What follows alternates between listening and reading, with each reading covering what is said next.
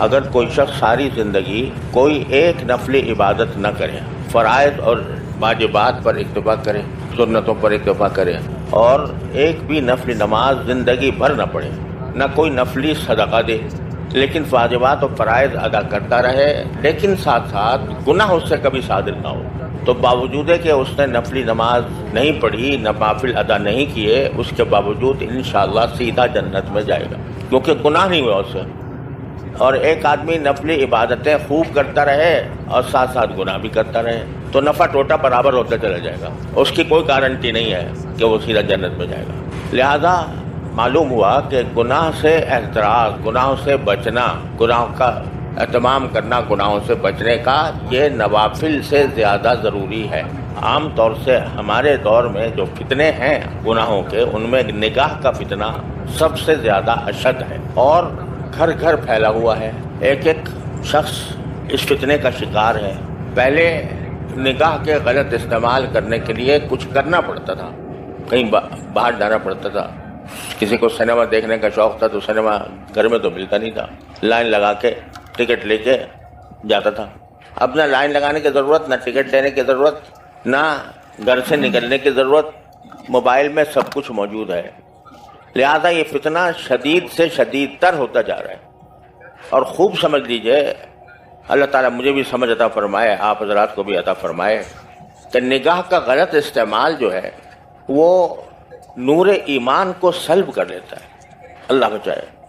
ایمان کا ایک نور ہوتا ہے، عمل صالح کا ایک نور ہوتا ہے، اللہ جل جلالہ کے قرب کا ایک نور ہوتا ہے، اور نبی کریم سرور عالم صلی اللہ علیہ وسلم نے دعا مانگی ہے اس نور کی۔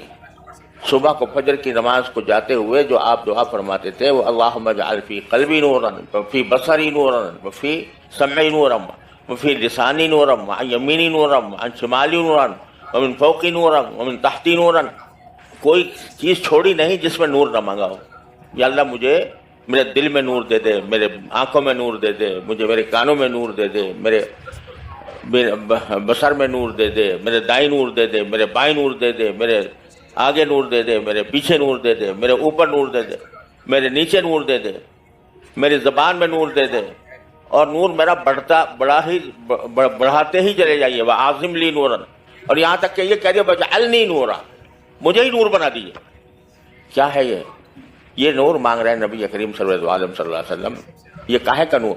ایمان کا نور، تصدیق کا نور، قرب الہی کا نور، تعلق مع اللہ کا نور۔ یہ نور ایمان کے اندر، ہر صاحب ایمان کے اندر ہونا چاہیے، اس لیے صبح صبح رسول کریم صلی اللہ علیہ وسلم یہ دعا مانگتے ہیں تو مجھے دے دیجیے۔ اب یہ نور جو ہے نا، یہ تو گناہ کے ساتھ جمع نہیں ہوتا، گناہ بھی کرتا رہے آدمی اور نور بھی ملتا رہے ایمان کا، یہ مشکل ہے۔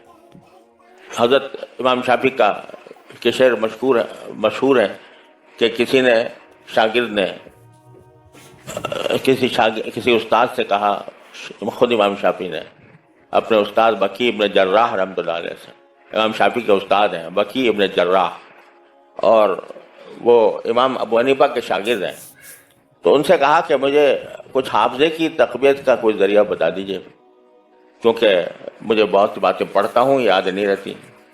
تو کہتے ہیں خود امام شافعی شعر میں کہ شکوت الی بکیع سوء حفظی فاوصانی الی ترک المعاصی، جب میں نے کہا میرا حافظہ کمزور ہے تو حضرت بکی نے جواب میں کہا کہ گناہ چھوڑ دو تو حافظہ کبھی ہو جائے گا۔ کیوں؟ فإن العلم نور من الہ ونور اللہ لا یعطی لعاصی، کیونکہ علم جو ہے یہ اللہ کی طرف سے ایک نور ہے، اور یہ اللہ کا نور کسی نافرمان کو نہیں دیا جاتا۔ تو معلوم ہوا کہ گناہ جو ہے وہ انسان کے دل سے ایمان کے نور کو سلب کر لیتا ہے۔ اب کیا مطلب ہے اس نور کے سلب کرنے کا؟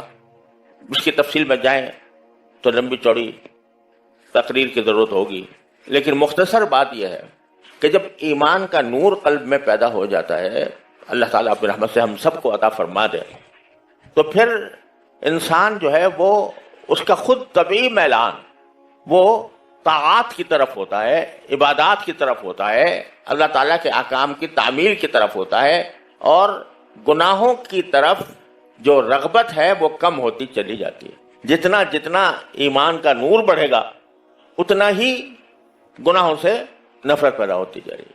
शुरू में आदमी बतकल्लुफ निगाह गुनाह छोड़ता है, दिल चाह रहा है, दिल मचल रहा है, दिल की ख्वाहिश है, तकाजा है कि ये गुनाह कर लूं, लेकिन फिर वो जबरदस्ती अपने ऊपर जबरदस्ती करके और अपने नफ्स के ख्वाहिश को कुचल कर बच जाता है। तो जो जो अपनी ख्वाहिशों को कुचल कर बचता रहेगा उतना ही ईमान का नूर बढ़ता रहेगा। फिर एक मरहला ऐसा आ जाएगा कि गुनाहों से नफरत ही हो जाएगी। तो ये मांग रहे हैं सरकार दो आलम कि या अल्लाह मुझे ये नूर अता फरमा दे। अब वो उनको सरकार दो आलम तो बजाते खुद नूर थे, लक़द जाअकुम मिनल्लाहि नूरुन व किताबुम मुबीन, सरापा नूर ही नूर थे। अल्लाह ताला ने उनको सरापा नूर बनाया था, लेकिन क्यों मांग रहे हैं? ताकि अपनी उम्मत के लोगों पर शफकत फरमाकर उम्मत के लोगों को सिखाएं कि खुदा के बंदो ये चीज मांगने की है।